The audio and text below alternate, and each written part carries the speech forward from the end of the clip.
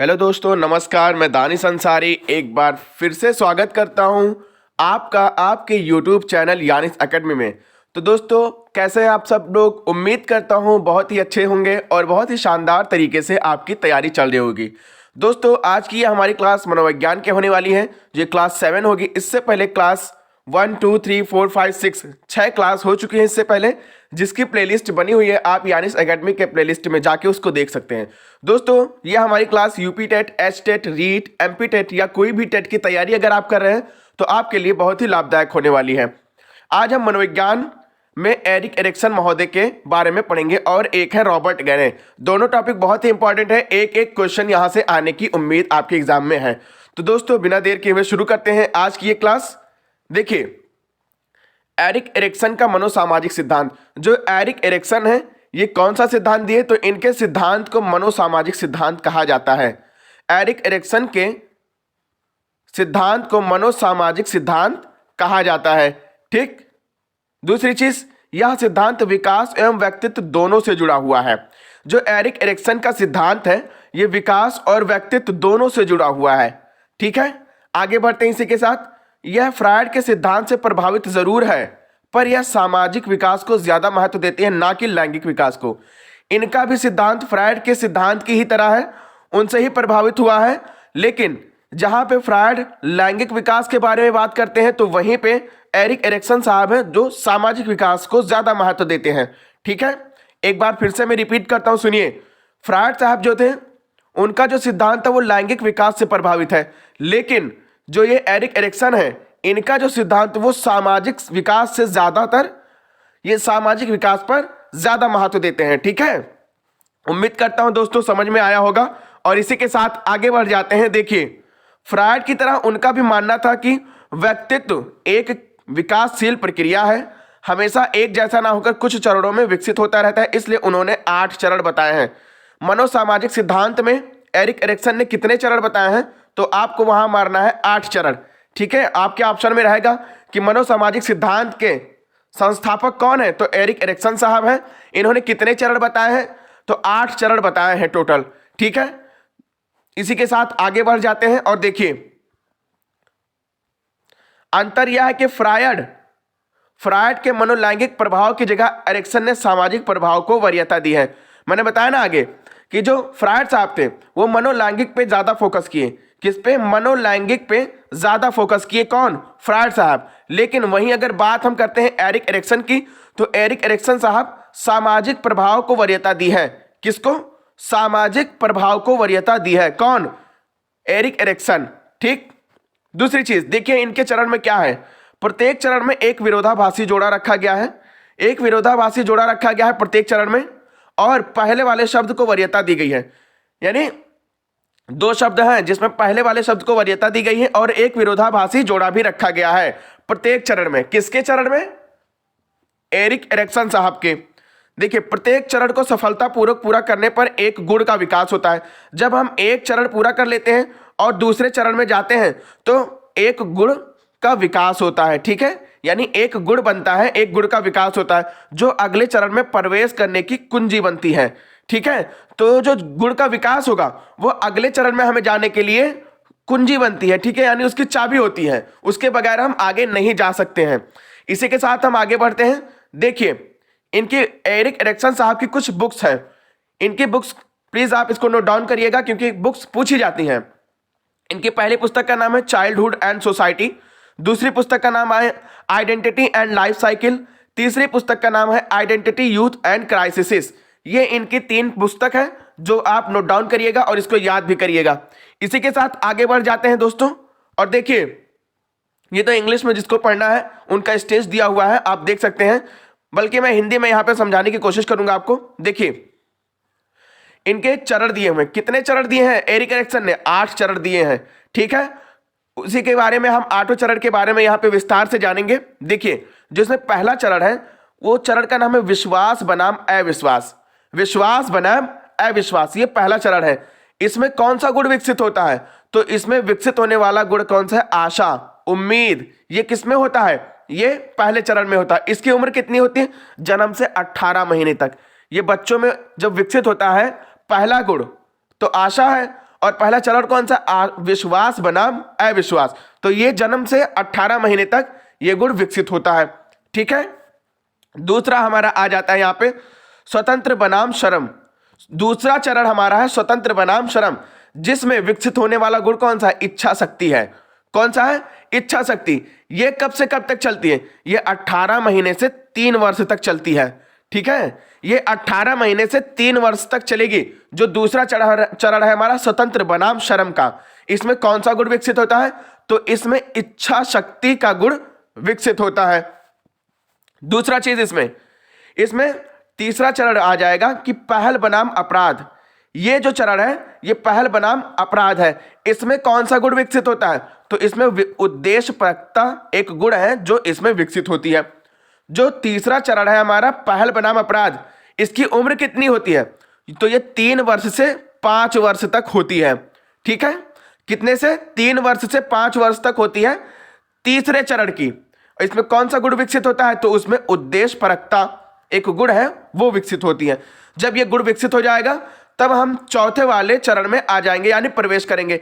ये जो उद्देश्यपरकता गुण है ना, यही चौथे चरण में हमें जाने के लिए कुंजी हमें प्रदान करता है, यानी इसकी ये चाबी है। तो जो हमारा चौथा आ जाता है परिश्रम बनाम हीनता। तो जो परिश्रम बनाम हीनता है, इससे हमारे अंदर कौन से गुण विकसित होते हैं? तो इससे हमारे अंदर प्रतियोगिता वाले गुण हमारे अंदर विकसित होते हैं। दूसरी चीज, जो चौथा चरण है परिश्रम बनाम हीनता, इसकी एज कितनी है? तो ये 5 वर्ष से 13 वर्ष तक है। ठीक है, 5 वर्ष से 13 वर्ष तक परिश्रम बनाम हीनता जो चरण है, जिसमें प्रतियोगिता नामक एक गुण विकसित होता है, उसकी एज 5 से 13 वर्ष तक है। उम्मीद करता हूं दोस्तों समझ में आया होगा। इसी के साथ आगे बढ़ जाते हैं। इन्होंने टोटल 8 चरण दिए हैं। कितने? 8 चरण। कौन? एरिक एरिक्सन साहब। वहीं अगर हम बात करें किसका? फ्रायड की बात करें तो फ्रायड साहब कितना दिए हैं? तो फ्रायड साहब ने सिर्फ 5 ही बताए हैं। ठीक है, इसी के साथ हम आगे बढ़ जाते हैं और देखिए इसमें 5वां चरण हमारा आ जाता है पहचान बनाम भ्रम। 5वां चरण का क्या नाम है? तो पहचान बनाम भ्रम नाम है। इसमें कौन सा गुण विकसित होता है? तो इसमें विकसित होने वाले गुण का नाम है वफादारी। किसमें? 5वें में। आपको ये याद करना पड़ेगा कि 5वें चरण में कौन सा गुण विकसित हुआ, 6वें चरण में कौन सा गुण विकसित हुआ, 6वें चरण की कौन सी उम्र थी। तो आपको ऐसे याद करना पड़ेगा। इसी के साथ देखिए जो चरण नंबर 5 है, इसका नाम है पहचान बनाम भ्रम। और दूसरा चीज है, इसमें कौन सा गुण विकसित होता है? तो इसमें वफादारी नामक गुण विकसित होती है। ये उम्र कहां से कब तक चलती है? तो ये 13 से 21 साल तक चलती है। ठीक है, जो हमारी उम्र होती है पहचान बनाम भ्रम की, जिसमें वफादारी नामक गुण विकसित होता है, उसकी एज कितनी होती है? तो उसकी एज 13 से 21 वर्ष तक होती है। ठीक, इसी के साथ हम जब ये वफादारी नामक गुण उत्पन्न हो गया हमारे अंदर, तो यही हमें कुंजी प्रदान करता है किसके लिए? 6वें चरण में प्रवेश के लिए। ठीक है, जिसका नाम है 6वें चरण का लगाव बनाम विलगन। लगाव बनाम विलगन। इसमें विकसित होने वाले गुण का क्या नाम है? तो इसमें विकसित होने वाले गुण का नाम है प्यार। ठीक, इसमें विकसित होने वाले गुण का नाम क्या है? तो इसमें विकसित होने वाले गुण का नाम प्यार है। जो कि इसकी एज कितनी है? तो इसकी एज है हमारे 21 वर्ष से 39 वर्ष तक। 21 वर्ष से 39 वर्ष तक 6वें चरण का जो हमारा एज है वो है। इसको आपको नोट डाउन करना है। ये जो चार्ट सामने दिख रही है आपके स्क्रीन पे, इसको आप प्लीज बनाइएगा और इसको प्लीज आप याद कर लीजिएगा। एक चीज और आपको याद दिला दूं कि जो यूपी टेट है ना, जो हमारा यूपी टेट है या फिर एमपी टेट है या एच टेट है, ये सारे के सारे किस पे फोकस करते हैं? तो ज्यादातर ये रट्टा मार पे फोकस करते हैं, यानी ये रटने वाली चीजें होती हैं। यहां से आपको एकदम फैक्चुअल क्वेश्चन पूछता है जो कि आपको एकदम रट जाना, एकदम दिमाग में बिठा लेना, याद करने वाली चीज है। ये सीटेट नहीं है। सीटेट में तो आपको आपके समझ पे क्वेश्चन पूछता है, लेकिन जो ये है UP TET, MP TET, H TET या रीट हुआ, ये सारे के सारे क्या करते हैं? एकदम जो फैक्चुअल चीज होता है टॉपिक वाइज वही उठाते हैं। इसलिए आपको ये चीज याद ही करना पड़ेगा। ठीक है, इसी के साथ आगे बढ़ते हैं और 7वें चरण में हम प्रवेश करेंगे। और 7वें चरण में प्रवेश करने के लिए हमें कौन सा गुण इंपॉर्टेंट है कि वहां पे हमारा कुंजी बनेगा? तो वो हमारा प्यार है। प्यार से जो हमारा गुण उत्पन्न हुआ 6वें चरण में, उसके बाद हम एंट्री करेंगे 7वें चरण में, जिसका नाम है उत्पादकता बनाम स्थिरता। 7वें चरण का नाम क्या है? उत्पादकता बनाम स्थिरता। जिसमें कौन सा गुण विकसित होता है? तो इसमें प्रवाह नामक गुण प्रवाह नामक जो गुण है वो विकसित होता है। किसमें? 7वें चरण में। इसकी उम्र कितनी है? तो ये 40 से 65 वर्ष तक है। कितनी है? 40 से 65 वर्ष तक है। दूसरी चीज, जब ये प्रवाह नामक गुण विकसित हो गया इंसान में, तब वो फिर 8वें चरण में प्रवेश करता है। किसके जरिए? ये जो गुण विकसित हुआ है 7वें में, तो इसका जो 8वां चरण है उसका नाम है संपूर्णता बनाम निराशा। ये इंसान को यहाँ पे संपूर्णता बनाम निराशा नामक चरण में प्रवेश करता है। तो उसमें जो विकसित होने वाले गुण है ना, उसको बुद्धिमत्ता कहते हैं। क्या कहते हैं? बुद्धिमत्ता कहते हैं। दूसरी चीज, जो ये 8वां चरण है ना, ये हमारी उम्र कौन सी है इसमें? तो इसमें हमारी 65 वर्ष से जो आगे की उम्र होती है वो होती है इसमें। उम्मीद करता हूं दोस्तों इसी के साथ ये समझ में आया होगा। दूसरा चीज आपको बता दूं कि यहां से क्वेश्चन कैसे पुट ऑफ करता है, तो मैं आपको बताऊं कि इसमें ऐसे दे देगा कि 6वें चरण का क्या नाम है, 6वें चरण की एज क्या है। तो 6वें चरण का क्या नाम है? लगाव बनाम विलगन। ये आपको एकदम लाइन वाइज याद करना है, इसको आगे पीछे भी नहीं कर सकते हैं आप। इसको आपको एकदम क्रम से याद करना पड़ेगा। 6वें चरण का याद होगा आपको, पहला, दूसरा, तीसरा, चौथा, पांचवा, छठवां। 6वें पे आइए, 6वां लगाव बनाम विलगन है।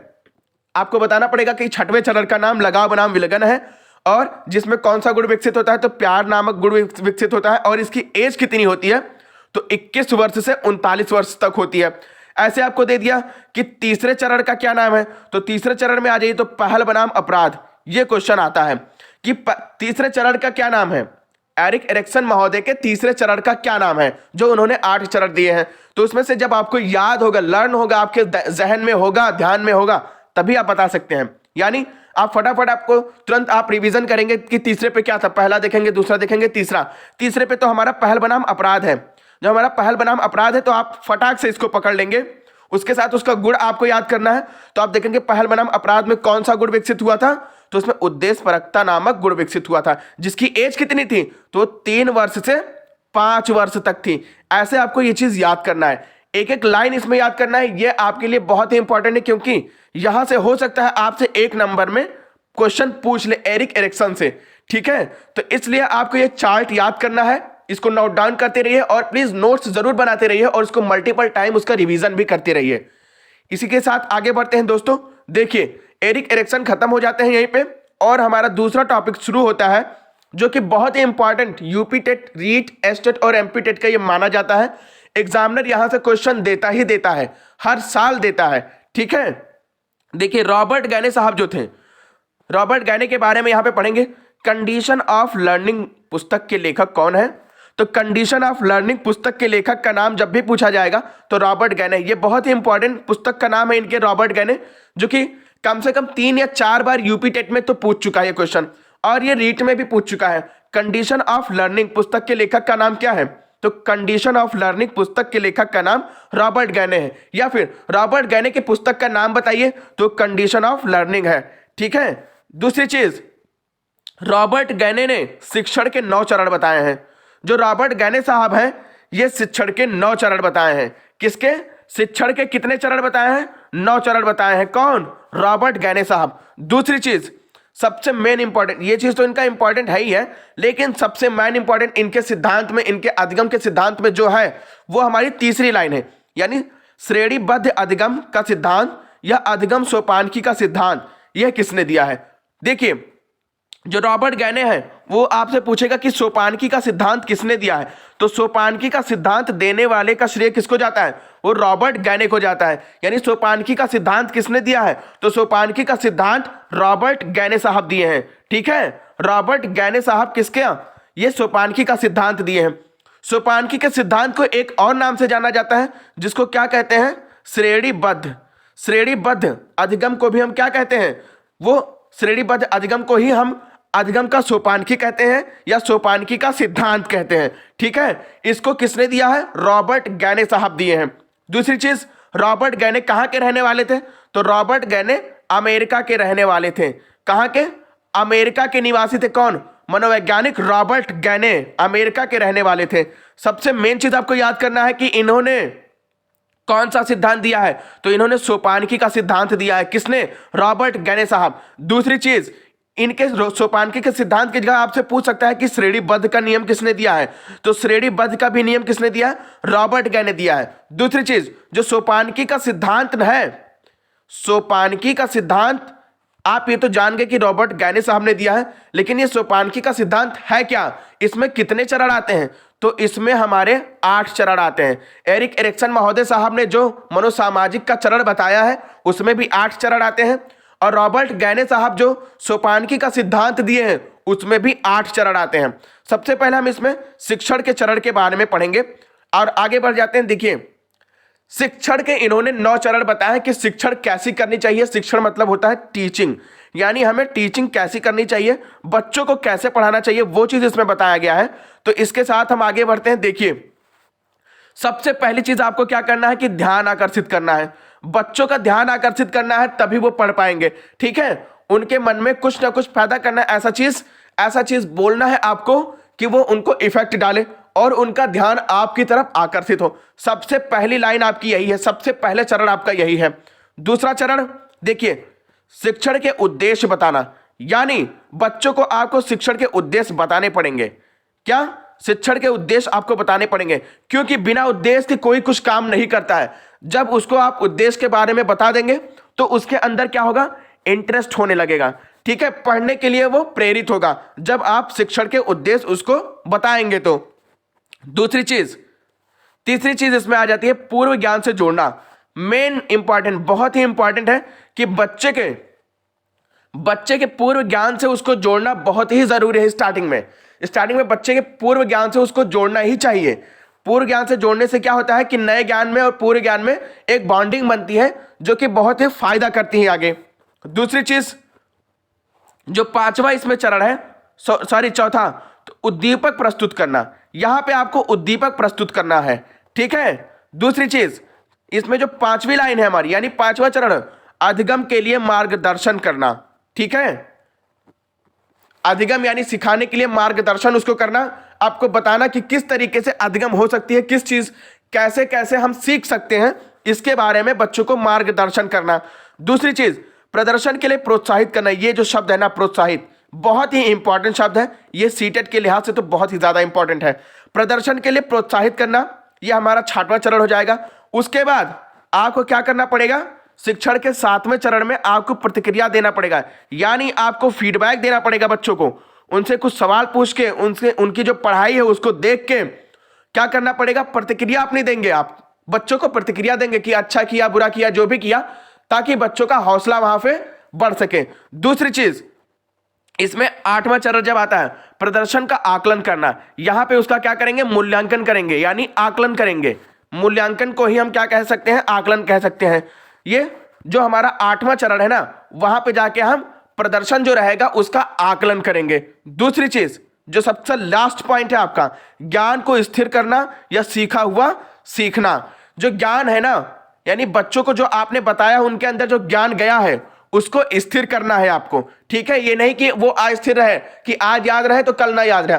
आप उसको स्थिर कर सकते हैं पूर्व ज्ञान से जोड़ के, यानी कल जो चैप्टर पढ़ाएंगे आज के चैप्टर को उसमें जोड़ के आप उसके बारे में उसको बता सकते हैं, जो कि उसके दिमाग में वो जानकारी, जो ज्ञान आपने दिया है आज, वो स्थिर रहेगा, यानी रुका रहेगा वहां पे। तो दोस्तों, इसी के साथ शिक्षण के 9 चरण किसने दिया है, रॉबर्ट गायने साहब ने दिया है, जो यहां पे खत्म होता है। और इसी के साथ इनका मेन इंपॉर्टेंट टॉपिक है जहां से 1 नंबर का क्वेश्चन जरूर आपको मिलने वाला है। एक एरिक एरिक्सन से आएगा और एक आपका अधिगम सोपानकी, जिसको श्रेणीबद्ध अधिगम कहते हैं, इससे आएगा। ये बहुत ही इंपॉर्टेंट होने वाला है, ये चार्ट आप जरूर याद करिएगा। जो रॉबर्ट गायने साहब हैं, इन्होंने सोपानकी का सिद्धांत दिया है। किसका? सोपानकी का सिद्धांत दिया है। कौन? रॉबर्ट गायने साहब। इनके इस सिद्धांत को एक और नाम से जाना जाता है, जो नाम है श्रेणीबद्ध अधिगम। श्रेणीबद्ध अधिगम किसने दिया है? रॉबर्ट गायने साहब ने दिया है। दूसरी चीज, अधिगम सोपानकी या श्रेणीबद्ध जो अधिगम है, इसमें रॉबर्ट गायने साहब कितने चरण बताए हैं? तो इसमें रॉबर्ट गायने साहब 8 चरण बताए हैं टोटल। कितने? 8 चरण बताए हैं। ठीक, इसी के साथ आगे बढ़ते हैं। देखिए, इसमें एक एक करके हम जानेंगे। सबसे पहले जो हमारा होता है चरण, जो सोपानकी का सिद्धांत है, उसमें पहला चरण जो है, तो उसमें आता है आपका संकेत अधिगम।